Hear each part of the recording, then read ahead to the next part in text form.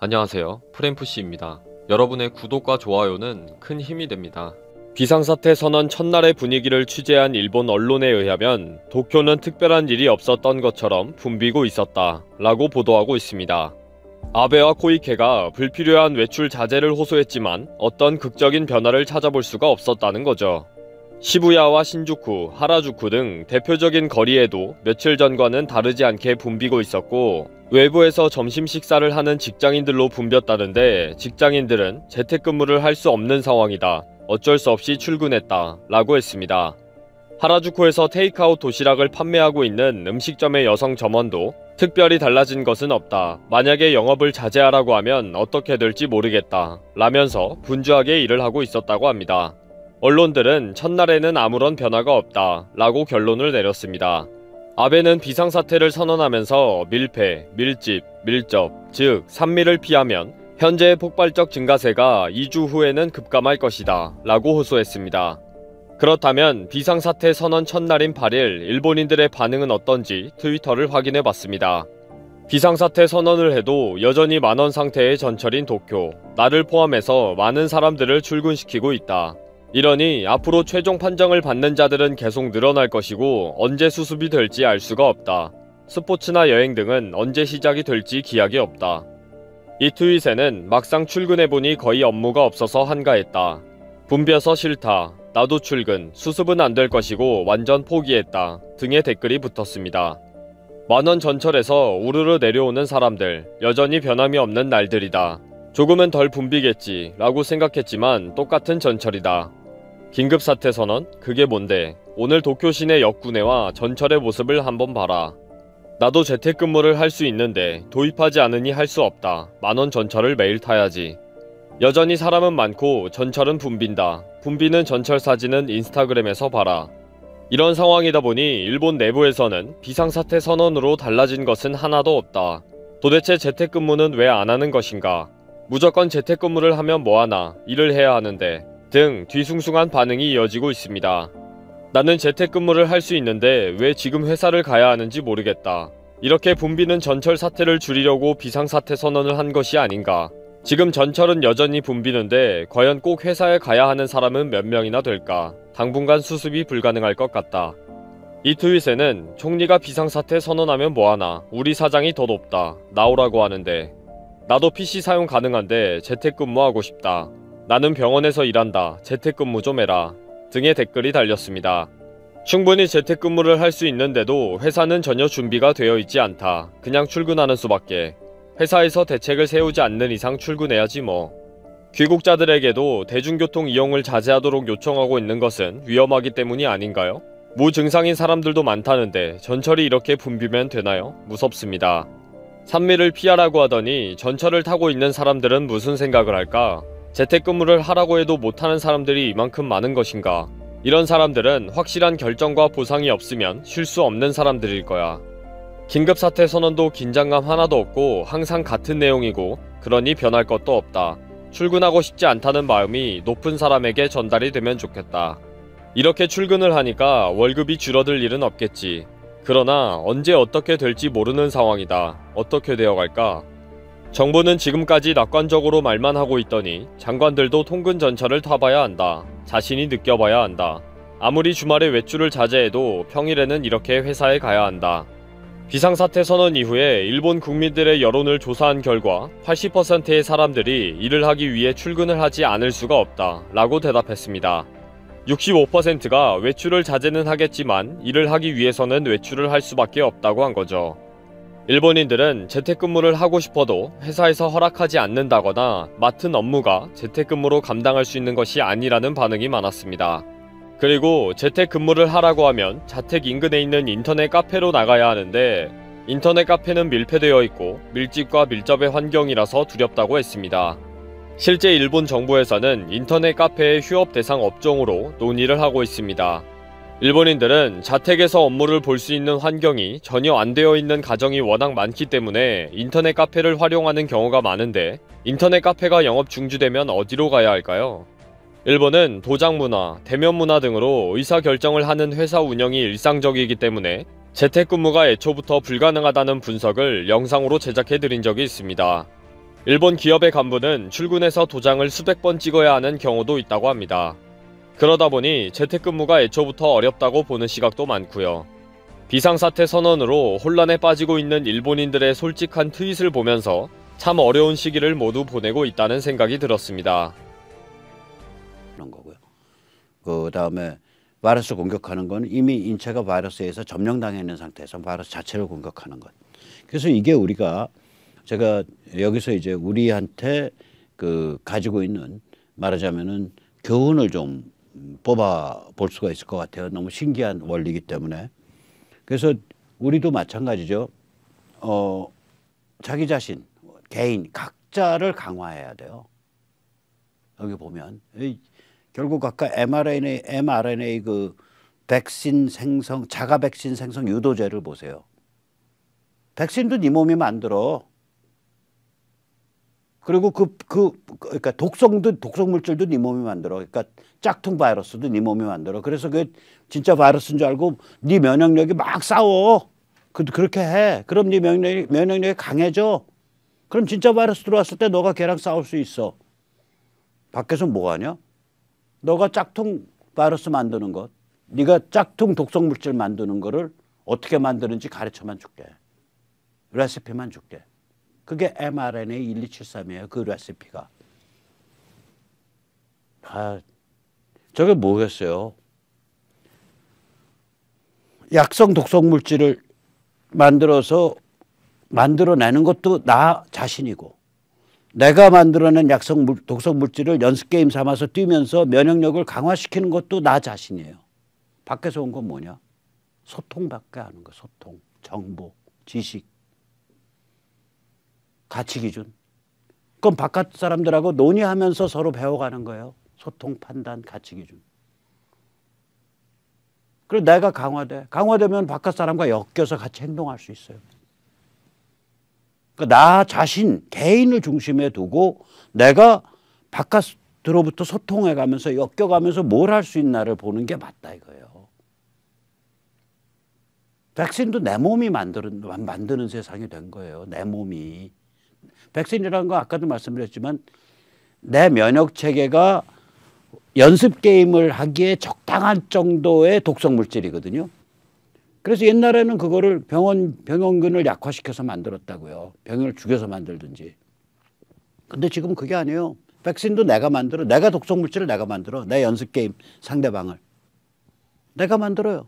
그래서 내 면역 체계가 내가 만든 연습 게임 상대방하고 내 면역 체계가 싸워요. 그럼 나한테 필요한 건 뭐야? 내 연습 게임 상대방이 될 그 독성 물질을 어떻게 만드는지에 대한 레시피만 나한테 필요할 뿐이야. 나머지는 다 내가 주인이야. 우리가 바로 이런 식으로 싸워야 돼요. 또 여기서 우리가 뭘 배울 수 있냐면요. 외부의 적을 철저히 이해해서 적시하고, 아니 레시피 만들 때 외부 적이 우리 몸을 건드릴 때 그 포인트가 어디야? 그 포인트 스파이크 프로틴이야.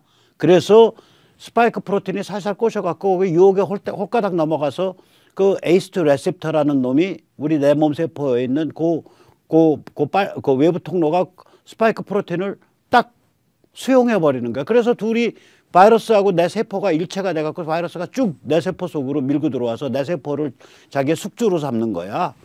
그러면 스파이크 프로틴이 못 들어오게 하면 되네. 이 정도까지 가려면 외부를 얼마나 깊게 이해해야 되냐고요. 그 바이러스의 행태를. 아까 보셨잖아요. 얼려갖고 고에너지 전자파 때려서 거기서 방사되는 그 패턴 가지고서 이미지를 수만 장을 만든 다음에 그걸 가지고 3D로 합성을 해서 딱 모양체를 바이러스 스파이크 프로틴이 이렇게 생겼어. 라고 아까 그 원추형으로 꾸불꾸불 생긴 거. 그 스파이크 프로틴 모습이었거든요. 거기까지 그 외부 세계를 그렇게 이해하는 거예요. 즉 다시 말하자면 외부의 적을 이게 베이징과 평양 걔들이 어떤 식으로 우리한테 작동한다.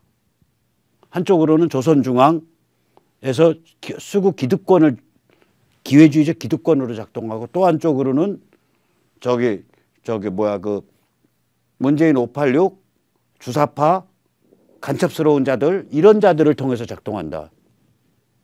근데 기회주의적 이 수구 기득권은 어떻게 보면 우파스럽고 어떻게 보면 정말로 치명적인 적이다. 이게 두 얼굴을 가진 집단이다. 이거 정말 조심해야 된다.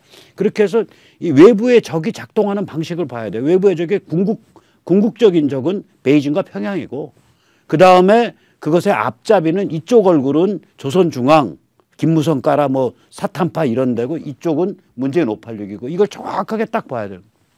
두 번째. 그의 부역질한 내부의 적. 다시 말하자면 조선중앙, 김무성 등 사탄파. 이걸 비판해야죠. 이 구조를 아는 거예요. 그 다음에는 이번에 이제 총선 됐는데 그러면 이쪽 조선중앙, 김무성 사탄파 여기에 손하기 위해서 이제 놀고 있는 미통당 뭐 후보들 뭐 이거 내부 멍청이들이거든요. 그 중에 자기의 커리어 전체를 걸고 자기 생명을 걸고 제대로 행동해서 들이받아서 싸울 사람 몇 명이나 나오겠냐고요. 혼자 놔두면 그런 자 별로 없어요. 혼자 놔두면. 그 내부 멍청이들이죠.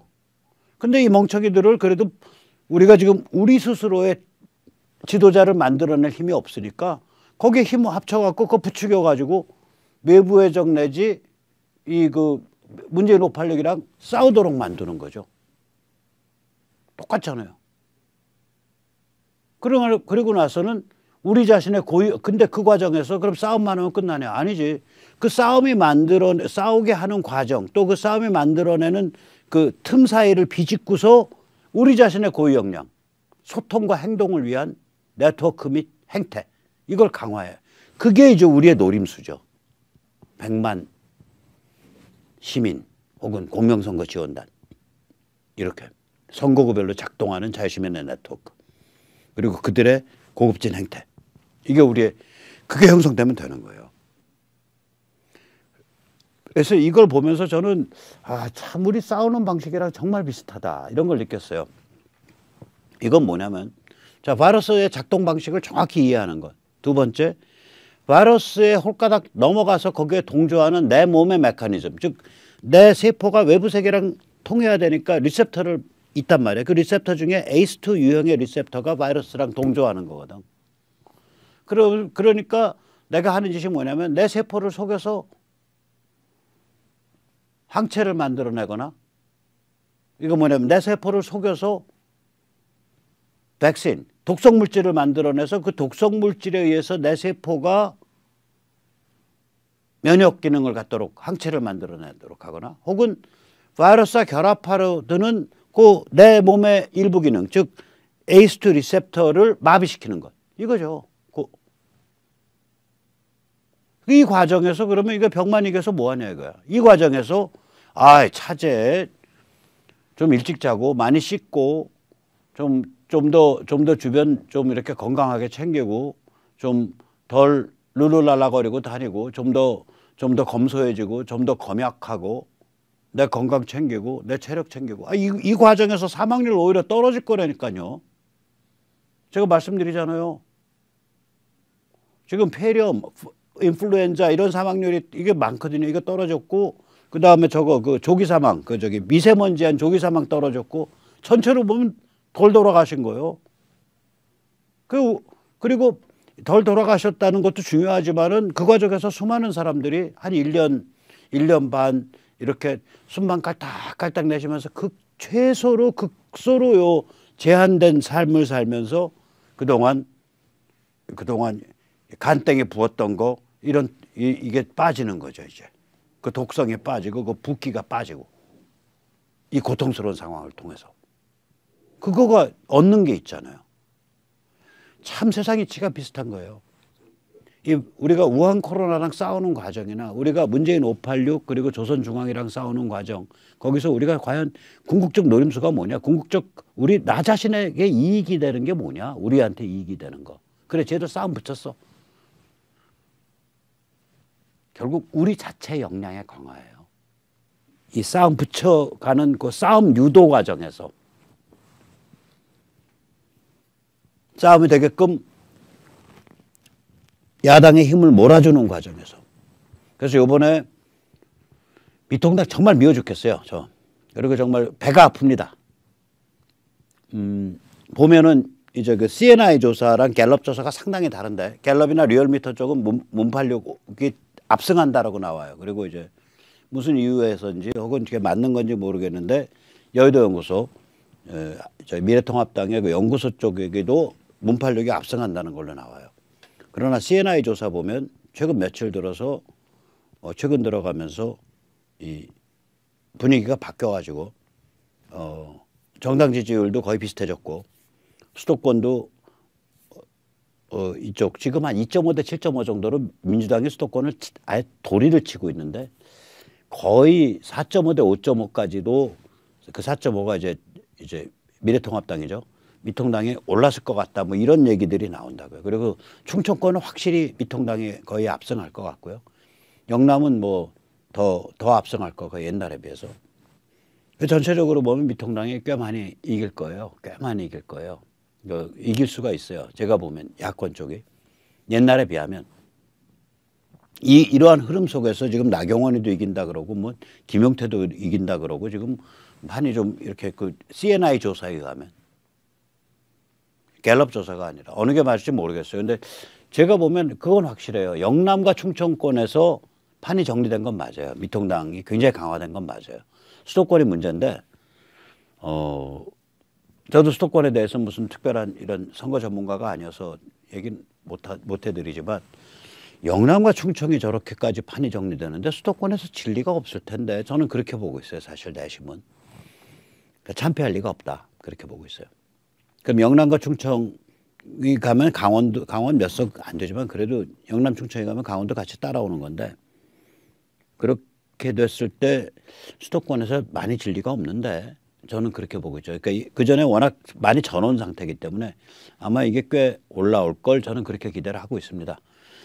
어쨌거나 그 와중에 이제 나경원도 그렇고 뭐 제가 안 좋아하는 저기 사탄파의 코하고 친중 라인의 코하다고 생각하는 나경원 뭐 김용태까지도 지금 당선 가능성 쪽으로 돌아서서 올라오고 있기 때문에 이런 걸 보면서 야, 참 배는 아픈데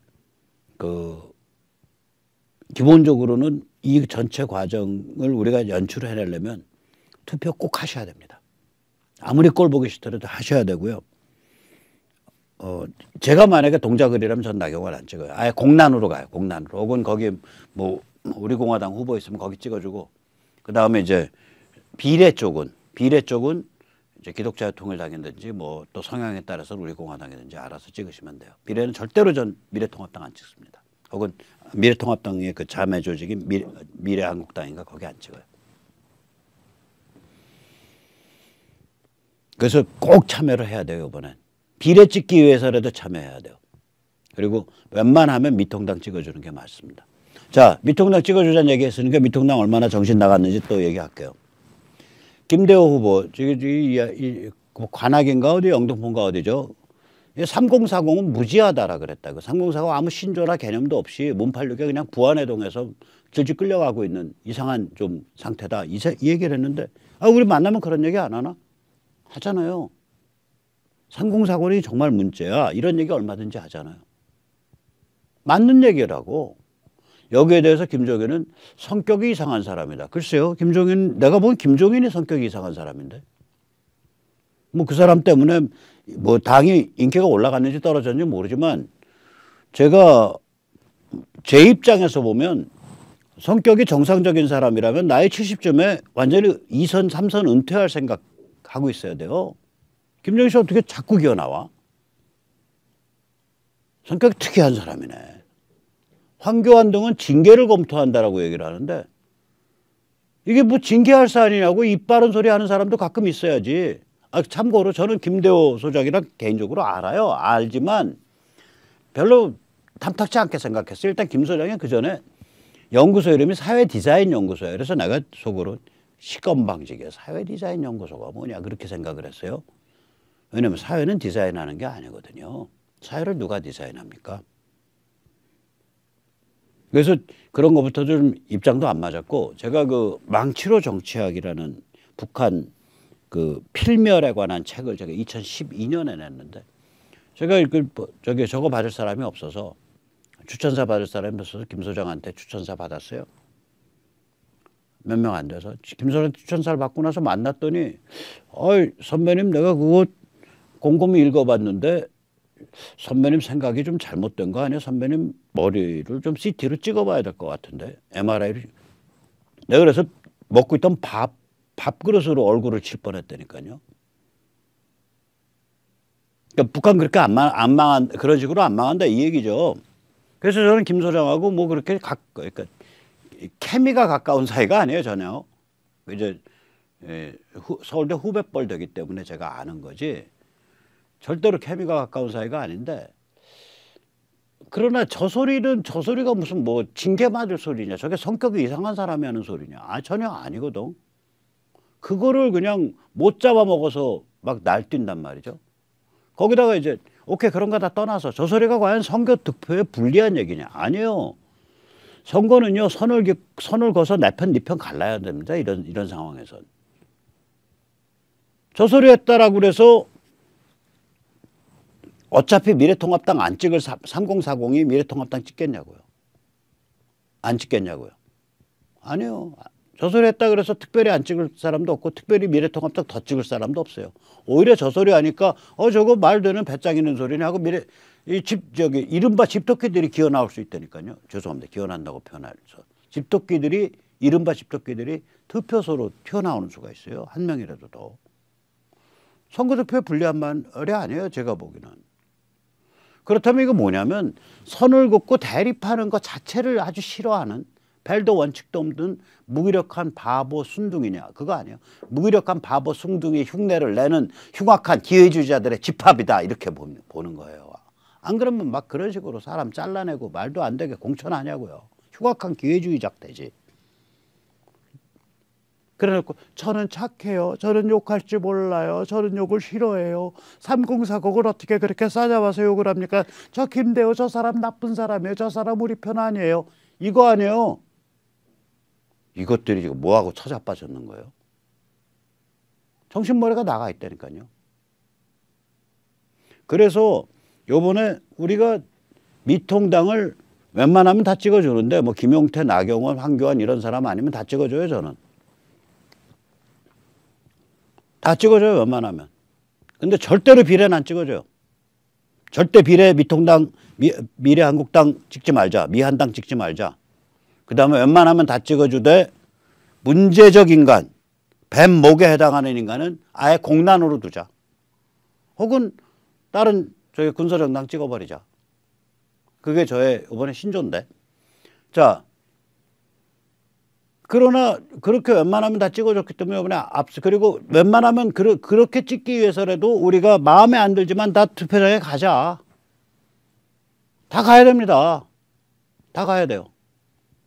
자, 이 와중에 동아일보가 또 헛소리를 하고 있어요. 미통당은 사전선거 참여 캠페인을 벌인다. 제가 미통당이 한 헛소리인가 동아일보가 한 헛소리인지 모르겠는데 제가 미통당이 진짜 저렇게 하고 있다면요. 저거 완전 우리 뺨치는 거죠. 우리는 지금 사전투표가 문제가 많다라고 전국적인 캠페인을 벌이고 있는데 사전투표 문제 없어요. 많이 투표하세요. 이러려고 하고 있다라고 동아일보가 보도를 했어요. 근데 지금 조선이나 다른 데는 보도가 없어요. 저게 사실인지 아닌지 모르겠어요. 동아일보 보도에 의하면 미통당이 사전투표 캠프에 적극 참여 캠페인을 벌이는 이유는 노령층이 코로나가 무서워서 투표 안 하실까 봐 노령층한테 이런 말을 하기 위함이라고 합니다. 어르신들 안전을 위해 한가하게 사전투표 하세요. 만약에 이게 사실이라면 미통당 진짜 계산할 줄 모르는 거예요. 저 뭐 꼭 우리 공명선거지원단이랑 손발 안 맞췄다라는 의미에서 원망이 아니에요.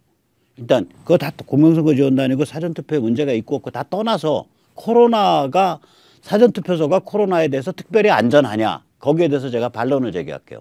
첫째, 공간이 협소하고 폐쇄되어 있다고요.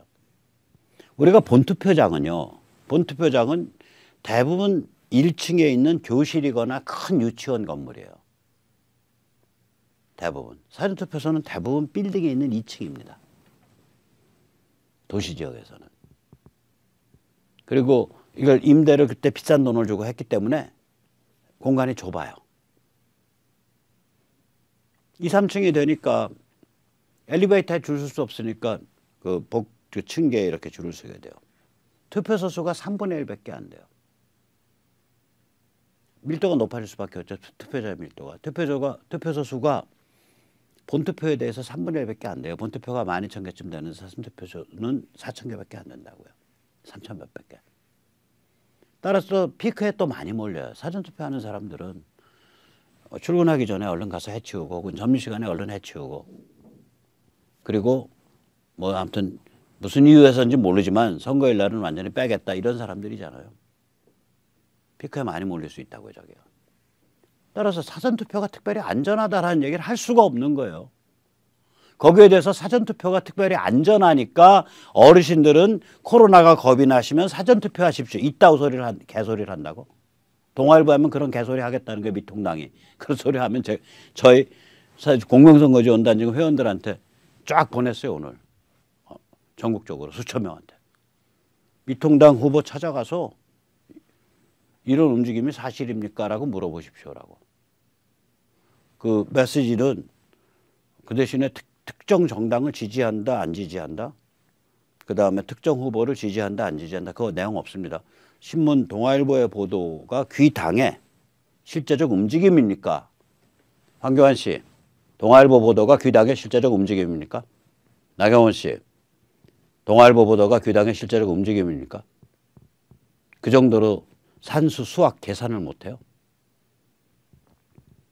거기는 전부 머리 안 돌아가는 사람들만 모여 있습니까? 창피한 줄 아십시오. 자, 동아일보가 오보를 냈든지 아니면 미통당이 정말로 바보 같은 계산을 하고 있든지 뭔지 모르겠는데 그 계산이라는 게 표계산의 문제가 아니라 사전투표소가 코로나에 대해서 특별히 더 안전하냐 안 하냐에 대한 계산이거든요. 저게 한 동에 몇 개 없어요. 한 선관위 아래 평균 한 20개밖에 없다고요. 저거는 평균 60개고. 본투표소는 마당에 있는 넓은 장소고 실내도 넓고 바로 마당에 있고 보통. 사전투표소는 빌딩에 올라가 가지고 3, 4층, 2, 3층, 5, 6층에 있고. 뻔한 거 아니에요. 저게 특별히 안전하다라고 계산하는 그런 닭대가리 같은 머리를 들고서 무슨 정치를 한다고. 차라리 코로나 걸려가지고 고생 하시면서 사경을 헤매는 분들을 입을 덮었던 그 행주, 그 천이, 그 티슈가 더 안전하다고 하세요. 완전히 진짜 동아일보가 오보를 낸 거라면 미통당은 동아일보에 강력하게 항의를 해야 되고요. 만약에 동아일보가 맞다면 미통당은 정말 한심하게 짝이 없는 당입니다. 그럼에도 불구하고 우리 웬만하면 다 미통당 찍을 겁니다. 왜냐?